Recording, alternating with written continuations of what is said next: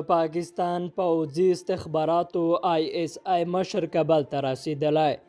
د پاکستان د استخباراتو مشر د کومو موخو لپاره کابل ته راغلی؟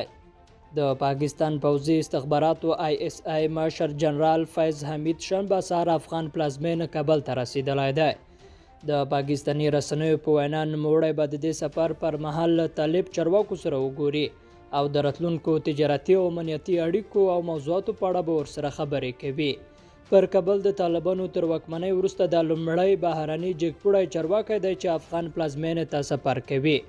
پاکستاني رسنۍ دا هم وایي چې نوموړی د طالبانو په بلنه کابل ته تللی، خو د طالبانو ویاند ذبیح الله مجاهد BBC ته وویل دا سفر د پاکستاني لوري په غوښتنه شوی او په اړه یې قطر کې د طالبانو له سیاسي دفتر سره اړیکه نیول شوې وه.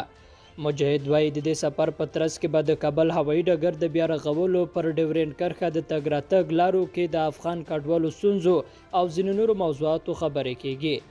د کابل سرینا هوټل کې ځینو بهرنیو خبریالانو د پاکستان د پوځي استخباراتو مشر نه د دې سفر په اړه پوښتنې کړې دي. جنرال حمید د یوه خبریال د پوښتنې ځواب کې ویلي افغانستان کې د سولې او ثبات لپاره کار کوي او په همدې اړه د خبرو لپاره کابل ته تللی. روانه اونۍ اسلام آباد کې د پاکستاني پوځي یوې جګپوړي سرچینې BBC ته ویلي وو پاکستان به د افغان پوځ په بیا منظمولو کې مرسته کوي.